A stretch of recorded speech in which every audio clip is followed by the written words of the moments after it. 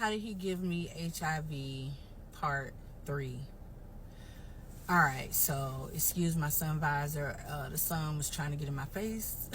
So I want to make sure y'all can like see my face a lot more. And eventually I'm probably going to move into the house to do a couple more parts before I'm done doing some parts for now.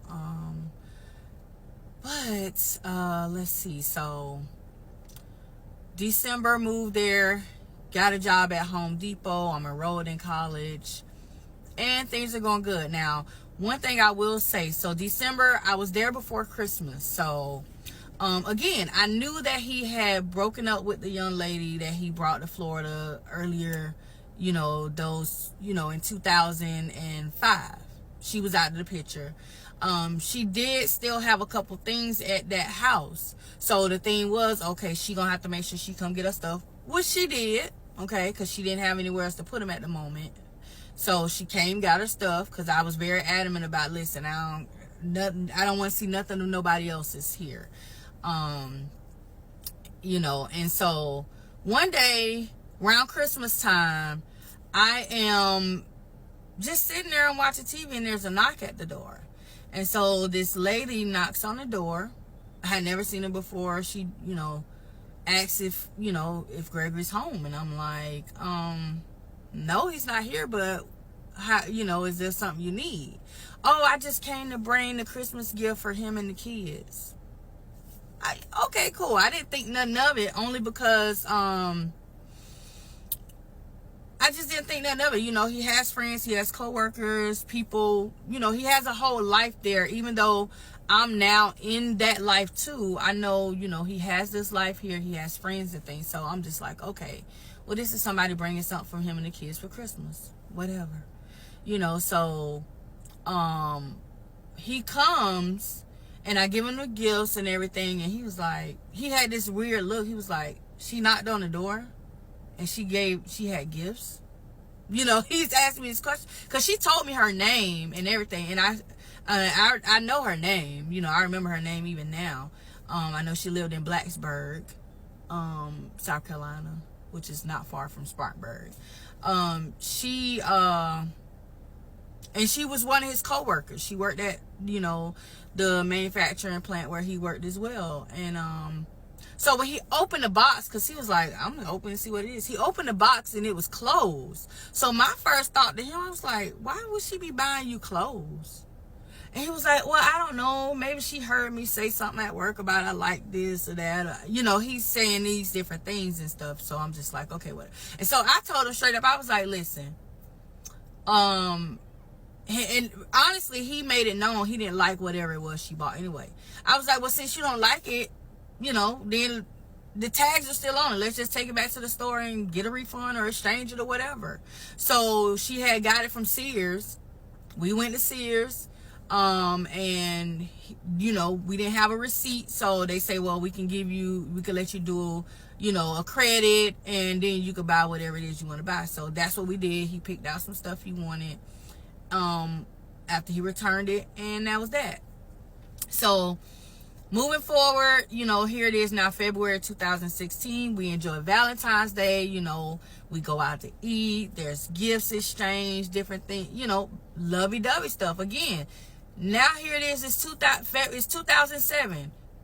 We set our wedding date for August the 4th, 2007. So which that means we are wedding planning, different things. The wedding was going to be held in Jacksonville, Florida, at the church that I grew up in. You know, he was okay with all of that stuff. And that was that. Now, my birthday came up in April. So, you know, he and I did something for my birthday. Things like that. Now, again, remember, I've already told you guys that anytime that he and I had sex before our wedding night, we always use condoms. We always use protection. That was something I've always been adamant about. Even though I have a daughter who was born prior to meeting him.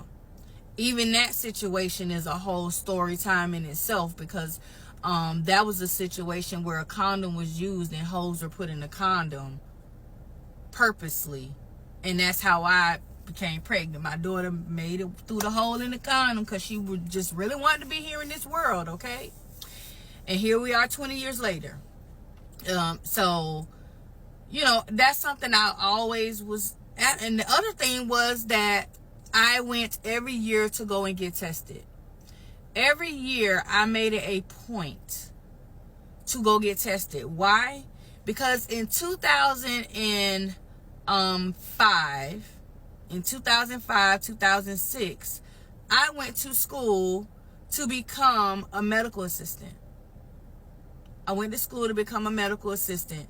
So I was not only a medical assistant, but I was a phlebotomist. So when I went to the jobs that I worked on, either I was working at the front office doing, you know, front office or stuff, or I was working in the back office. I was doing lab draws, I was doing vitals, whatever it was.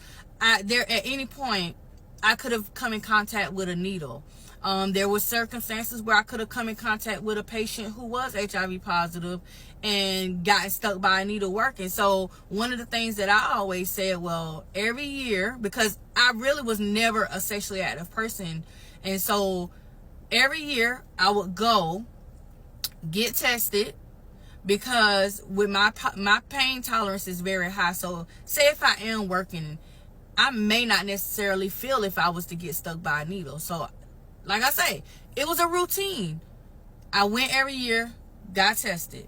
So I said to him, I said, well, since we're going to be getting married, it's time for me to go and have my yearly everything done, like my yearly physical, my yearly testing that I do. I say, why don't we do it at your primary care physician? Because at this point, yes, I know he has a primary care physician. He's working a job. He has insurance through his job. Like, I'm knowing all of these things. So there was nothing that, you know, again, I felt like there was nothing I didn't know. I knew his, you know, routines and certain habits. I knew, like I said, I knew the doctor he went to, things like that. So I said, well, let me go ahead and establish myself as a patient at your doctor.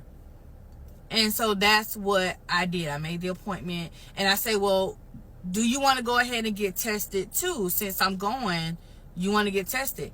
Not one time did he say, no, I don't want to do that. I don't want to go and get tested. I don't need to get tested. Why would I do that? You know, he was willingly wanting to go with me to go and get tested. So we went to do our testing. So I don't know if any of you ever went and had testing done with a partner. Typically, when you go get tested with a partner, you are not in the same room, because they're going to put you in the room because they're going to ask personal questions. They're going to want to know any of your previous sexual partners.